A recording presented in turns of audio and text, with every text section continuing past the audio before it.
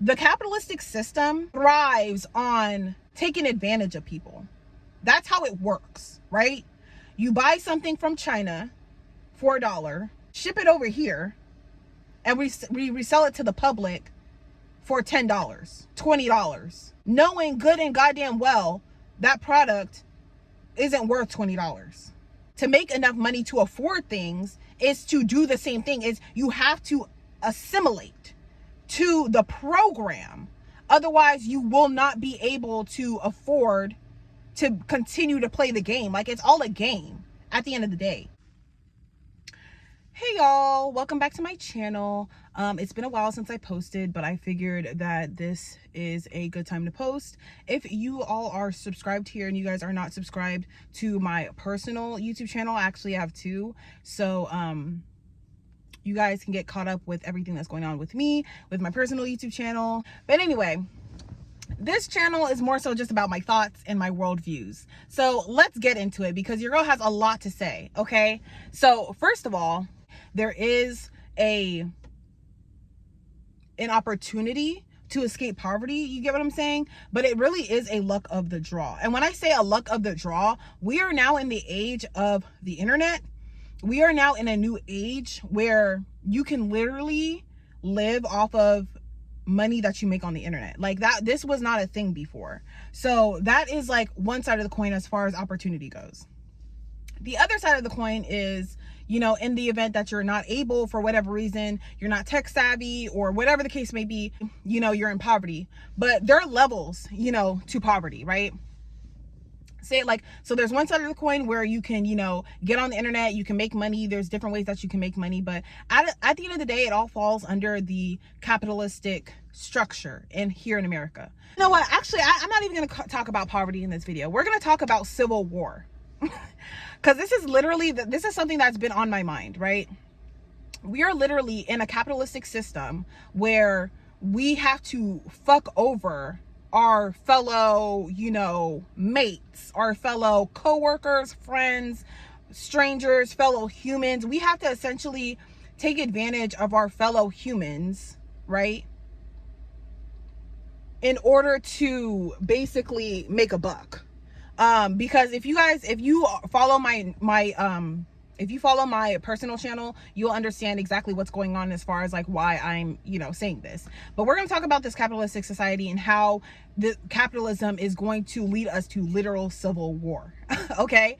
Because I mentioned in one of my previous videos, I'll probably link it in this video here, but I mentioned in one of my previous videos that I made on my other channel, discussing like, you know, how things are going, how the economy is going, basically how there are, you know, the wage gap is increasing, the wealth gap is increasing.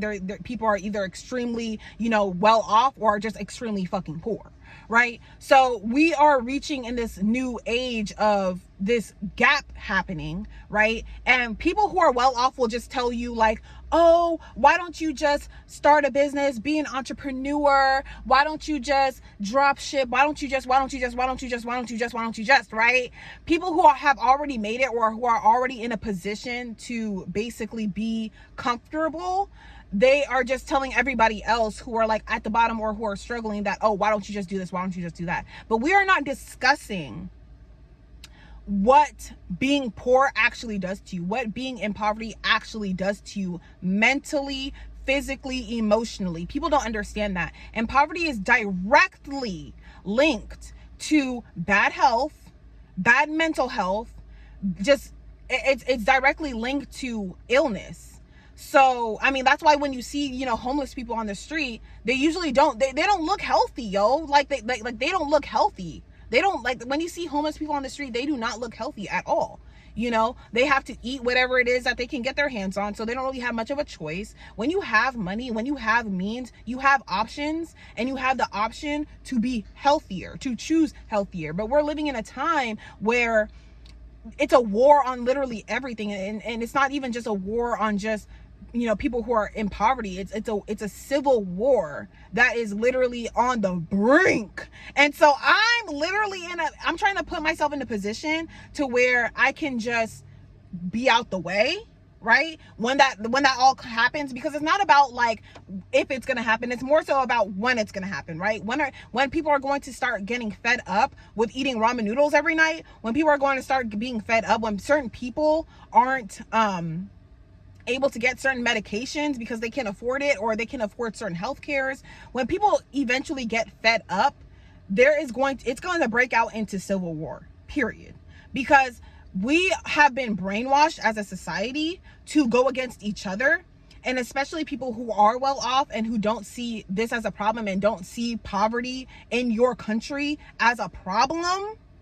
You guys are going to have a very rude awakening, I promise you, because it's like poverty will affect you eventually. It will affect you eventually, because if people who are getting paid minimum wage in these grocery stores that you shop at, it doesn't matter where you shop at, whether you shop at Whole Foods, whether you shop at whatever. I already mentioned before that in order for a capitalistic system to work, there has to be people at the bottom. It runs in like a pyramid. There has to be people at the bottom who are essentially the foundation of the entire system, and the people at the bottom essentially have to, you know, be enslaved and work to the fucking bone in order for everybody else at the top to be comfortable. So eventually what happens when all of the people at the bottom, because mind you, there's more people at the bottom than there is at the top. So when it comes to body for body, the people at the top are severely outnumbered. So eventually it will affect you. And it really sickens me to my stomach. It sickens me to my core. It sickens me to my core when I see people who are doing well and they're well off. And it's like, great, good for you, right? Good for you. But they look at the next person who is struggling and they look down on that person. They treat them as if they're so separate and they're so below that person. And it's just like, I'm like, wow. Like, I'm here in Oregon, right? I'm here in Oregon, and I literally came across this homeless camp that is way different from California. But here in Oregon, it's a little bit more affordable. It's still, you know, prices and inflation is still inflating. You know, people here are a little bit more different than people in California. California is literally a super massive black hole of just narcissism and greed, to be completely honest. But here it's a little different. When I seen the homeless camp, it literally just looked like a regular campsite, as if you were to go camping, you know, anywhere at a regular campsite. It was clean. They had their own garbage, you know, can, their own dumpster and everything. Like, it was clean. And the people there, a lot of them didn't really have a whole lot of, seem to have any like severe health issues or severe mental health issues. So you can see how poverty, like, done right in different areas, in different states and in different places, how it affects your mental health. There are certain people who choose to be homeless, like people who are nomadic and who choose to live in vehicles and vans and RVs or whatever. But even that is starting to get expensive. Even that is starting to get out of reach, which is ridiculous. Next thing you know, you're going to see freaking tents that homeless people usually buy and live in going, you know, being out of reach as far as cost goes. And then it's like, when you have that issue, then it leads to now the Walmarts are getting robbed from tents, and now the tents got to be locked up. And then it just, you see how it's just like a snowball effect of just like fuckery, when we could have just fixed the problem to begin with. But it's like people of means, they have like this feeling, this weird feeling that has been brainwashed into them to think that the people at the bottom are there at the bottom because they did something wrong. When literally most people are literally a paycheck away of being homeless. And once you're homeless, like like you got no car, you got no roof, you got no relatives like you can sleep with or help you. Once you're at that point, it is a slippery slope from there. It's just going down from there. Because at that point, your mental health starts to deteriorate. If you're not mentally strong, right, to get yourself out of that situation, your mental health deteriorates. Then your emotional health first actually deteriorates. Then your mental health deteriorates, and then your physical health deteriorates. And then from there, you're just down a slippery slope. And you're essentially just rotting at that point.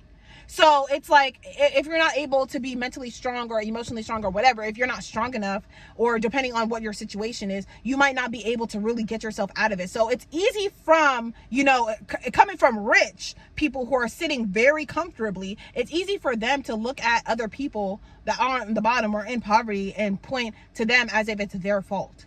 It's like, that is wild as fuck to me, because it's like, it could be anything. It could be a relative dying. It could be, cancer. It could be anything. It could be like just compiled with medical bills or compiled with student loans. It could be one little thing, like you miss one car payment, one too many car payments on your car, and they repo your car, and then now your credit's messed up and you got to move, but you don't have the credit to move. It could be anything, and it could happen to anyone. So for people to sit on their high horse and be like, oh, it must be them, they must have a problem because they're that way, is beyond me.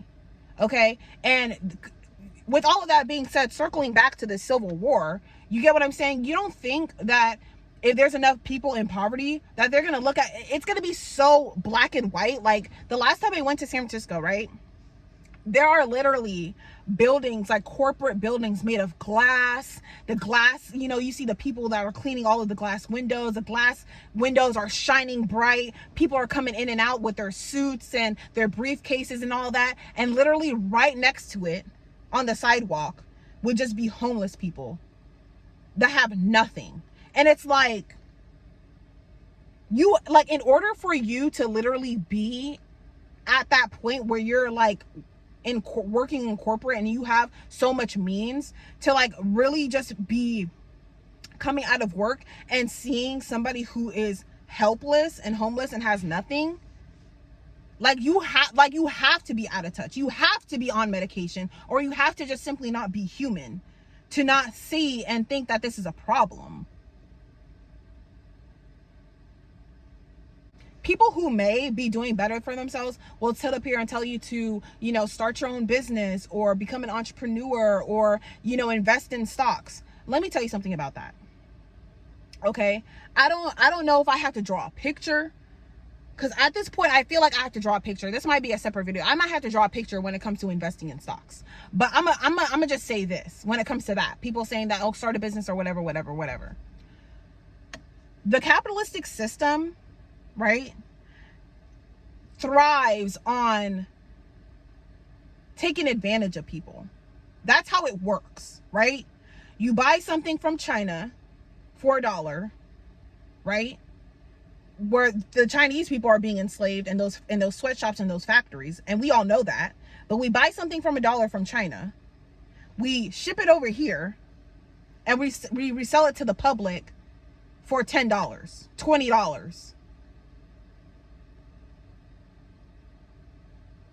knowing good and goddamn well that product isn't worth $20. Like, that is crazy.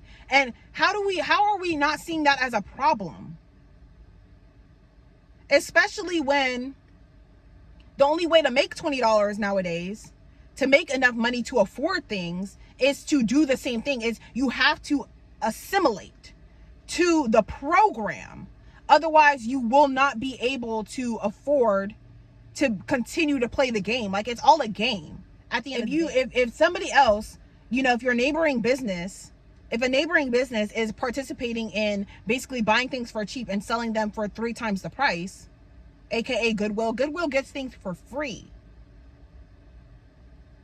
Goodwill gets things for free and inflates the price. Like, that's crazy.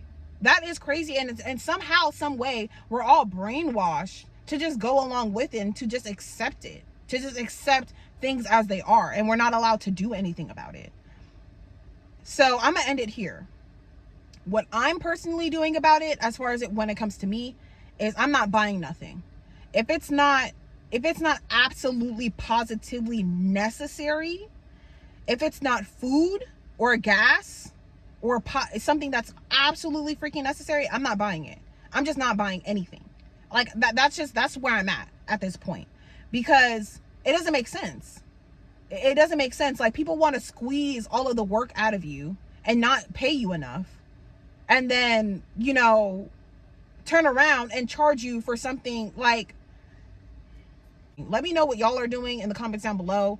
How are y'all fighting the system? Not necessarily fighting the system, because I personally believe that there's no way to really fight it, because I see the system as like one big narcissist. And the only way to really fight with a narcissist is to just completely ignore it, to completely ignore it, opt out, and just let it dwindle and crash and burn in its own way. Because the only way that this narcissistic system is happening is it feeds off of fear, it feeds off of insecurity, it feeds off of negativity, okay? And the only way for it to starve it is to not have those things. So I'm just hoping that, you know, I'm just trying to play my part and, you know, put out positivity in there, because I don't really see anybody else talking about it. I do, but then I don't. And I feel like some people are just like too scared to really go in. But I'm not scared to go in, because eventually, like, the conversations need to be had. The conversations need to be had, not about just what's going on, because we all know what's going on. We all know what's going on. Okay, we've had many conversations about what's going on. Where's the conversation in regards to what we're going to do? Where's that conversation? Where's that conversation being had? What are we actually going to do? Because, honey, purchasing things from China, having it shipped over here, and charging people, drop shipping, and charging people more for items that you got for cheap, that's not, it doesn't seem to be working out anymore. There's no regulation. There's no regulation to how much you can charge for anything at this point. And it doesn't seem like anybody's really doing anything about it. So let's start having the conversations about what we're actually going to do. Are we going to continue to pay taxes? Are we going to allow are we going to freely allow the government to take our money and not listen to anything that we're saying and just do with what they want to do with our money, regardless of what we're trying to say? Like, are we going to continue to do that? Because if we're going to continue to do that, then why am I even here? Like, why aren't I elsewhere? Why aren't I'm not in a different country? And at the end of the day, it's mainly young people, millennials and younger, who are actually complaining and talking about it. Everybody who are usually like millennials, some millennials and older people are normally like, they are, you know, living pretty well, to the point where they're not complaining. They don't have anything to complain about, because they've already did their investing and they're already getting their return. But I promise you, like, my mom keeps asking me, like, oh, just get a job and work that job for a couple of years so that you could get pension and so you can get Social Security. Ma'am, there's a good chance that Social Security is not going to exist by the time I retire at 55 or 65. And they're trying to increase when we're allowed to retire. Are you kidding me? Y'all, I'm gonna just end it here. Let me know what y'all think. Be solution minded. If your comment doesn't have anything to do with your own personal experience or a solution or to what you're doing, it's not even needed. It's not even needed. It's not even needed. It's not even needed. Okay? What are you doing? Let me know in the comment box below. I will see y'all in my next video. And don't forget to follow my other channel. And yeah, bye.